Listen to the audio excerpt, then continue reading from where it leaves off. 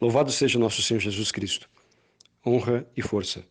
Meus amados irmãos, antes de passarmos para a segunda parte, que será um exame sobre o instrumento Labores, algumas partes pelo menos, do que está escrito ali, eu só gostaria de reforçar uma coisa que disse na primeira parte, que o objetivo que está por trás deste sínodo é a instrumentalização da igreja, da estrutura da igreja para os fins da revolução, ou seja, para implantar uma mentalidade revolucionária socialista, comunista.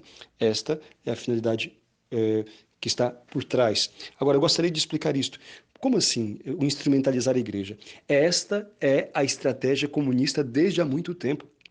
Quando vocês tiverem acesso, e tem aí na internet muitas coisas a respeito, e também nas livrarias, como que surgiu a teologia da libertação, entenderão que ela foi criada justamente pelos comunistas. Os documentos que foram abertos dos arquivos da KGB, da União Soviética, dizem isso. Eles falam, nós criamos a teologia da libertação. Por quê? Para que fosse um meio de se infiltrar dentro da igreja. Porque no começo do comunismo, eles, nos países onde eles se implantavam, a partir de 1917, na Rússia, depois na China, depois em vários países asiáticos, como no Vietnã, em Laos, Camboja, depois na Coreia do Norte, enfim, em Cuba depois, e tantos outros lugares, eles atacavam a religião, eles massacravam os cristãos, os católicos, enfim, de forma que porque eles não toleram nenhuma concorrência, por assim dizer, com a sua ideologia. O Deus é o Estado, portanto, o partido é o único Messias e a doutrina é aquela que é proposta pela cartilha do Partido Comunista e pronto. Mas eles viram que isso não adiantava, porque o povo em si permanecia religioso e apenas aquilo gerava um sentimento de revolta. E o que aconteceu? Houveram vários teóricos, pensadores, especialmente a partir da década de 30, que perceberam isto, que a estratégia estava errada e que se eles queriam conquistar o mundo para o comunismo, eles deviam mudar a estratégia, não massacrar os cristãos e nem ir diretamente contra as instituições, mas deveriam, enfim, derrubar a cultura, tinha que ser uma guerra cultural. Já começa a partir de Karl Korsch, que é um comunista da década de 30, e depois, a escola de Frankfurt, que foi também idealizadora desse processo de desconstrução da cultura ocidental, né? Então, e especialmente esta estratégia de infiltração nas instituições foi elaborada com pormenores por um comunista italiano chamado Antonio Gramsci. Antônio Gramsci, ele dizia isto, que não se deve lutar contra a Igreja Católica, deve se infiltrar nela, deve se tomar conta de sua estrutura, para que se coloque essa estrutura a serviço da religião. Aí vocês vão entender a gravidade do sino da Amazônia. É evidente que os comunistas sempre tentaram infiltrar-se na igreja, sempre tentaram, não apenas tentaram, eles se infiltraram, foram dezenas de milhares de agentes comunistas que entraram. Mas a igreja sempre, na sua doutrina, condenou o comunismo, o socialismo, e, portanto, havia uma resistência doutrinária, pastoral e assim por diante. Mas essa resistência foi sendo quebrada pouco a pouco. Essas ideias foram entrando dentro da igreja, assimiladas por professores, por padres, por bispos, reitores de seminários, sacerdotes e assim por diante. E o que aconteceu? Mesmo assim, a igreja, ela condenava. Quando inventaram a teologia da libertação, né, pela década de 70, 60 já na verdade, então a igreja depois, vendo que aquilo não correspondia à sua doutrina, a igreja ela condenou isto. Em 1984, a igreja lançou um documento condenando esta teologia da libertação de origem revolucionária marxista. Enfim, mas, mesmo assim, esses bispos e padres que defendiam esta doutrina, a maior parte deles não se deram por satisfeitos e acabaram por buscar outra estratégia para poder continuar nesta linha de pensamento, mesmo sendo contrário à igreja e condenado pelo magistério. Enfim, mas quando caiu o Muro de Berlim em 1989, né, e também caiu em descrédito, vamos dizer assim, a doutrina comunista, etc., eles mudaram a roupagem da teologia da libertação, embora muitos continuam até hoje nessa teologia da libertação, entre aspas, ortodoxa, no sentido, daquele sentido que foi já condenado pela igreja, mas grande parte deles acabaram se adaptando E um dos grandes teólogos da libertação, um chileno chamado Pablo Guzmán, ele disse numa conferência na década de 90, no início da década de 90, 91, e disse: a teologia da libertação, ela não acabou, ela apenas mudou-se agora, apresentando-se como teologia indigenista. Teologia indigenista. É importantíssimo vocês entenderem isto para entenderem a gravidade do Sínodo da Amazônia. Então, a teologia da libertação, então, ela é apresentada hoje, para depois não se dizer que é uma teologia condenada pela igreja, é apresentada como teologia indigenista. Porque se alguém diz, mas a igreja condenou a teologia da libertação, diz, não, mas nós agora somos outra teologia, indigenista. Apenas o nome mudou. Mas está ali exatamente a essência da teologia da libertação e com alguns aspectos assim, vamos dizer assim, modificados em alguns pontos, mas nada da essência. Então, só que agora, qual é a gravidade? A gravidade é que antes os inimigos da igreja infiltravam essas doutrinas erradas para poder então influenciar na formação dos padres, na condução do povo, usando-os para a revolução. Sinal disso, por exemplo, né, dessa instrumentalização do povo, são as SEBs, comunidades eclesiais de base. É a Pastoral da Terra, por exemplo, é a PJ, por exemplo, enfim, o CIMI. Então, todos esses movimentos, a maior parte desses movimentos sociais, que são de inspiração marxista, e por isso todos eles, por exemplo, no Brasil, sempre apoiaram o PT, sempre apoiaram este ramo esquerdista da política brasileira, só para poder se entender como eles serviram de base para alavancar estes movimentos. Aliás, o PT nasceu dentro da igreja, né, criado pela teologia da libertação. Fechando isso aqui, vai se entender que, por isto, eles sempre foram também combatidos pelo magistério da igreja. Mas o que acontece agora é de gravidade extrema, por quê? Porque agora seria, se for aprovado como está proposto neste documento preparatório, é algo oficial. Portanto, é a institucionalização da apostasia. Por isso, disse o cardeal Brandmiller, né? Então, é herético esse instrumento. Ele conduz à apostasia. Por isso, alertaram os cardeais Sara, o cardeal Raimund Burke, o cardeal Gerhard Miller, então, Dom Atanásio, o próprio Dom Ascona, alertaram para esta ruptura, para este espírito anticatólico. Né? É uma forma de instrumentalizar a igreja. Apenas, vai dizer o cardeal Brandmiller, é apenas uma implantação de uma religião naturalista e panteísta, como já tinha explicado, é uma doutrina filosófica que nega que Deus é transcendente, que mistura Deus com a natureza, de forma que diviniza todas as coisas. O chão é Deus, a árvore é Deus, o rio é Deus, o oceano é Deus. Então, por isso eles adoram a natureza. Então, o espírito, né, da floresta, o espírito dos rios, o espírito dos antepassados e assim por diante. Então, é um panteísmo, é uma idolatria, porque é a negação da doutrina católica. Eles não distinguem como, na verdade, deveria se fazer, como nós cristãos, a diferença, não distinguem entre criador e criatura. Para eles é uma coisa só. Não há criatura. Tudo é Deus, tudo é manifestação de Deus. Né? Não apenas manifestação no sentido relativo, mas manifestação real de Deus. Enfim, e por isto, eles propõem esta teologia indigenista, essa cosmovisão. O que é cosmovisão? Cosmo é mundo, é a maneira de ver o mundo, né, indigenista. E diz o documento, nós vamos percorrer alguns pontos deles aqui, né, desse documento. A primeira parte fala sobre a voz da Amazônia, e aí essa voz da Amazônia fala sobre a vida na Amazônia, o território da Amazônia, o tempo, que é um tempo de graça, que seria o sínodo, imagine só, o diálogo, como que se deve desenvolver. Segunda parte do documento fala dessa ecologia integral, e esse clamor dos pobres, né, e da terra, etc. E ali vai falar, né, sobre essa destruição da Amazônia com esse sistema de extrativismo, de comércio, em outras palavras, com o capitalismo.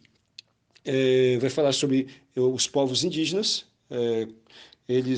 os povos indígenas isolados, vai falar sobre a migração na terceira parte, nesse terceiro capítulo dessa parte, segunda parte, sobre a urbanização, sobre a família e a comunidade, vai falar sobre a corrupção, como que isso influencia, etc. E vai falar também da questão da saúde integral, falando desta medicina indigenista, etc. Vai falar sobre a educação integral, vai falar sobre a conversão ecológica, esse chamado de toda a igreja, de toda a humanidade a converter-se ecologicamente, tomando então os índios como modelos, aprendendo com eles, né, a relacionar-se com a natureza, com os outros e assim por diante. E somente na terceira parte vai falar sobre alguma coisa de evangelização. A terceira parte vai falar sobre a igreja profética na Amazônia e os desafios que se encontram. Mas vocês vão ficar espantados. Para quem pensa que profetismo aqui significa está muito enganado. Profetismo aqui significa anunciar a doutrina dos índios, aprender com eles e anunciar a doutrina dos índios. Mas nós vamos falar sobre isso. Vai falar aqui, né? Igreja com rosto amazônico, vai falar sobre esses desafios da enculturação, né, e da interculturalidade, vai falar sobre a celebração como a questão da liturgia, vai falar sobre a organização da comunidade, das comunidades como devem ser, baseado no modelo indígena, assim por diante, vai falar sobre a evangelização nas cidades, o único ponto que fala um pouquinho das cidades, mas não fala dos habitantes da cidade, do cuidado dos habitantes da cidade, fala das cidades, enquanto como que a cidade deve acolher os indígenas e desenvolver pastorais específicas para eles, se eles quiserem ir para a cidade. É isto que... Então, tudo gira em torno disto. Além, terminando aqui essa terceira parte, vai falar ainda da questão do diálogo ecumênico e religioso, vai falar sobre as comunicações e sobre o papel da igreja na promoção da humana integral. Promoção humana integral, a igreja, aqui o documento do Sínodo vai entender como promoção dos direitos indigenistas, entendeu?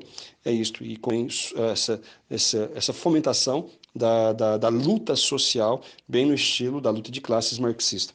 Bom, este é um pequeno resumo do documento e agora vamos em alguns pontos específicos. Isto gasta um pouco de tempo porque é muita coisa, mas são coisas que precisamos estudar, porque senão a gente vai falar de coisas sem sem ter conhecimento de causa. E o que estou fazendo aqui é apenas um pequeno resumo, apenas um pequeno resumo. Depois vocês podem aprofundar baixando na internet e imprimindo chama Instrumento Labores, tem 60 páginas. Vocês peguem, imprimam e leiam. Ou quem quiser ler no próprio computador ou celular, mas leiam, porque ali vai estar tudo isso que eu vou falar aqui nesta parte. Tá? Então, a primeira parte, né, que vai falar sobre essa voz da Amazônia, né, sobre a vida, território, o tempo e o diálogo, vai a porcentagem de pessoas que estão ali nas cidades, enfim. Mas não fala, interessantemente, que omite a porcentagem exata dos indígenas. Como já expliquei, os territórios que compõem a Amazônia Legal, no Brasil, no caso, são 9 estados, e esses 9 estados têm uma população total de 25 milhões e 500 mil habitantes. 25 milhões e 500 mil habitantes, cerca de 12% daquilo que é a população nacional. Na região amazônica toda, portanto, nos 9 estados, repito, tem 25 milhões e 500 mil habitantes aproximadamente. Aí o que acontece? Quantos índios tem ali? Qual é a população indígena ali? Vai dizer a estatística que são 208 mil. 208 mil no universo de 250 milhões, sabe quanto que representa? Menos de 1%. Mais especificamente, 0,7% apenas da população amazônica é de índios. Então, é evidente que se tem que dar atenção a esta comunidade também, evidentemente. Não se quer dizer aqui que deve se negligenciar, mas querer apresentar a Amazônia como se fosse apenas o índio é uma distorção da realidade, é uma mentira. E querer basear todo o processo de evangelização da Amazônia apenas ali nos aspectos indígenas é uma falsificação da realidade. Porque, na verdade, existe um outro ponto por trás, que é o casamento desta instrumentalização da igreja para os fins revolucionários e, né, ali algo que é maior do que o comunismo, do que o comunismo é apenas um braço, que chama-se Nova Ordem Mundial. E esta nova ordem mundial, ela precisa desmantelar, né, a moral cristã, a igreja mesmo, para que possa ter sucesso. E para isso eles usam o comunismo, eles usam a maçonaria, eles usam outras instituições, outras correntes filosóficas para poder, então, atingir a igreja. E internamente na igreja existe um movimento de racha. Vocês sabem que o cisma da igreja no Ocidente, no Oriente foi no ano 1054, mas no Ocidente se deu com Lutero, há 500 anos atrás, né, que malfadadamente o Papa foi celebrar, infelizmente, né, reverenciar como se fosse um herói. Aquilo foi uma grande desgraça, infelizmente. Martinho Lutero, né, como vista por uma santa católica nos quintos do inferno, ele foi o responsável pela divisão e pela difusão de muitas heresias, pela perca da unidade da fé no Ocidente. E depois de 500 anos, né, nós vamos vendo que na Alemanha, na mesma Alemanha, onde que gerou Martinho Lutero e que, enfim, fez esse grande desserviço à igreja e à humanidade, ali, embora haja grandes homens, como, por exemplo, o Papa Bento XVI, o próprio cardeal Brand Miller, que falei aqui, ele é alemão também, o cardeal Gerhard Miller também é alemão, são dos bons, vamos dizer assim, né? Mas ali nasce uma geração de cardeais, de bispos e cardeais, os atuais, que querem mudar mesmo a moral da igreja, querem mudar todo o ordenamento da igreja, a estrutura hierárquica da igreja, querem mudar a própria doutrina, a dogmática da igreja. Por isso que um destes bispos daquela conferência episcopal alemã, né, ele falou uma coisa muito séria, um bispo chamado Franz Josef Rosenberg. Ele disse o seguinte, que depois deste sínodo, nada na igreja será igual. Será tudo diferente. E este é um dos grandes entusiastas pelo sínodo. É desses revolucionários. É o bispo de Essen, na Alemanha. Por que ele disse isso? Porque eles apostam, e por isso eles estão investindo muito. Vejam só, os bispos alemães, a Conferência Episcopal Alemã, é a maior interessada no sínodo da Amazônia, falando internamente da igreja. Porque eles pretendem utilizar o sínodo como forma de mudar a doutrina da igreja, a doutrina moral, para que se introduza uma atitude de aceitação à prática homossexual, para que se introduza também, se incorpore na doutrina sexual da igreja a ação da ideologia de gênero, para que se possa admitir a comunhão dos amaziados de maneira bem aberta, e mais ainda, eles querem a quebra do celibato sacerdotal, né? E querem também a ordenação de mulheres, querem que se quebre a hierarquia, dividindo o poder entre as comunidades, fazendo-se as coisas de maneira democrática, vamos assim dizer, de forma que as comunidades possam seguir também, segundo os seus próprios, não tendo uma doutrina rígida, uma moral rígida ou uma hierarquia rígida que venha uniformizar para todos a mesma forma como sempre foi em 2000 anos. Este é o objetivo. Por isso, eles deram muito dinheiro para poder fazer os preparativos para o sínodo, e eles também não apenas deram esse suporte financeiro, os bispos alemães, estou falando do episcopado alemão, deram também, eles deram suporte intelectual, porque a maior parte dos teólogos que estão assessorando a realização do sínodo, que estavam na preparação em dois pré-sínodo, que foi presidido pelo cardeal brasileiro, grande amigo de Bergoglio, do Papa Francisco, que é o cardeal Umis, né? Cardeal Cláudio Umis, eles que tem por vice um alemão, mas que atuou como bispo no Brasil, esse Dom Erwin Gautler, que foi bispo no Xingu, hoje é aposentado, que se vangloria, este mesmo, que se vangloria de nunca ter batizado um índio, porque perdeu a fé católica, ele, evidentemente, não se importa, perdeu a caridade no sentido bem próprio da palavra, porque não se importa pela salvação eterna de todas as almas, porque não acredita que Jesus é o único Salvador, porque se acreditasse, é evidente que faria como fez o Papa Anchieta, aliás, desculpe, o Padre Anchieta, no Brasil, São José de Anchieta, né? O Padre Manuel da Nóbrega, e todos os missionários que deram a sua vida para levar a palavra da salvação aos aos povos originários, aos índios que habitavam o país. Esta era a maior glória para todos os cristãos, especialmente missionários, levar todos para o céu, ajudar-los a realmente a se salvar. Mas aqueles que perderam a fé não têm este propósito. E portanto, o vice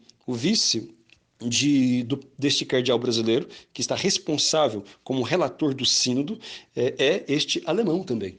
E grande parte, vou repetir aqui, e esta denúncia foi feita pelo próprio cardeal Brand Miller, este que disse que o sínodo é herético, que disse que o sínodo é apóstata. Ele disse, é muito estranho, não é? que as reuniões preparatórias para o sínodo, foi feita uma em Roma e outra foi feita nos Estados Unidos, em Washington. Havia grande presença de teólogos alemães que nem sequer pisaram na Amazônia.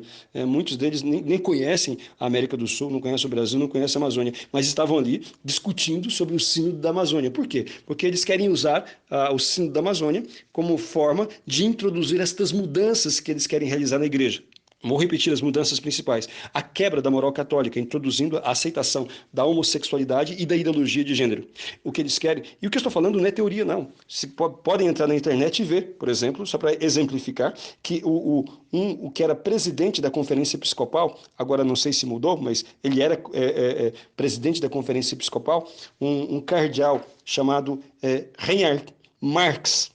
Reinhard Marx, só lembrar do Karl Marx, né? É tão revolucionário quanto ele, talvez pior, né? Porque o Marx pelo menos não era católico. Esse se diz católico, mas atua contra a igreja dentro da igreja.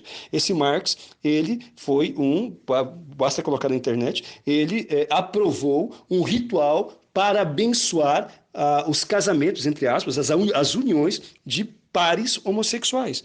Esse cardeal está reivindicando todas essas coisas para a igreja junto com outros cardeais alemães, como Walter Kasper, que é muito amigo do Papa, que disse que se os padres sinodais, Walter Kasper disse, se os padres sinodais, se eles apresentarem ao Papa, né, o desejo de que se ordenem homens casados, então o Papa irá atender.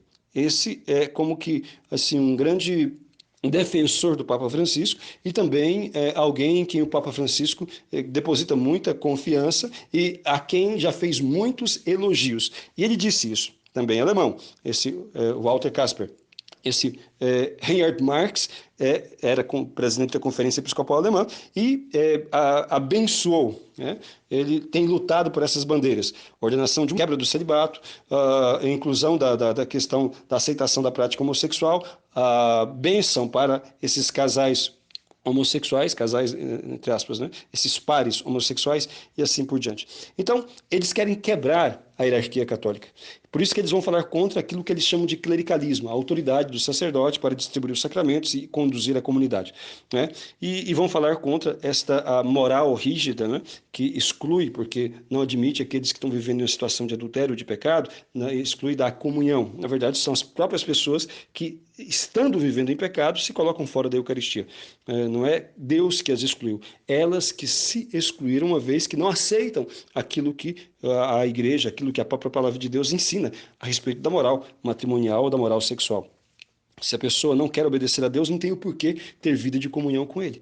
Então, e a evangelização consiste nisso, de levar as pessoas o entendimento de que esta é a verdade, torna mais felizes, que nos ajuda a viver em paz, já neste mundo, mas sobretudo a alcançar a vida eterna. Nisto consistiria o trabalho evangelizador. Mas quando se perde a fé, não há mais razões para se fazer isto. Pelo contrário, começa-se a ver a doutrina católica, o cristianismo, como se fosse uma grande opressão, que não pode ter, como a gente vai ver aqui nesse documento do Instrumento Laboris, que a igreja não pode ter a pretensão de querer universalizar a sua doutrina, que ela tem que aceitar todas essas doutrinas dos índios, todos os deuses que eles apresentam, os espíritos que eles adoram, enfim, tem que aceitar e aprender com eles, porque eles nos ensinam a nos relacionar com a divindade e com a natureza, com o cosmos e assim por diante. Então, é uma apostasia total. Por isso, aquelas palavras tão duras e tão precisas do cardeal Brandmüller, que disse: o Instrumento Laboris, esse documento teórico, ele é herético, ele é apóstata. Enfim, está aí então as duas grandes, a grande motivação, que é instrumentalizar a igreja para fins revolucionários, e esta motivação interna, que tem especialmente o episcopado alemão, mas não só. Eles estão à frente, mas todos os bispos progressistas. Quando eu falo progressistas, estou falando revolucionários, estou falando daqueles que querem mudar a doutrina da igreja, aqueles que não aceitam a doutrina tal como a igreja apresenta. São bispos, por exemplo, que mandam os amaziados comungar. São bispos, por exemplo, que nas suas dioceses colocam maçons como ministros da Eucaristia, como lideranças da igreja. São bispos, por exemplo, que não se levantam para defender a igreja contra os ataques que têm sofrido continuamente, que não se levantam para poder, com voz profética, para defender a vida contra o aborto, que não se levantam contra o feminismo, que não se levantam contra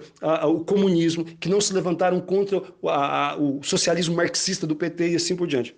Esses bispos revolucionários que tem no Brasil, que tem no mundo inteiro, eles também estão ali com grande expectativa nesse sínodo para que, então, possam, vamos dizer, fazer aquilo que eles desejam ou que já começaram a fazer, que já estão fazendo há tempos em suas dioceses. Porque em muitas dioceses já funciona dessa forma.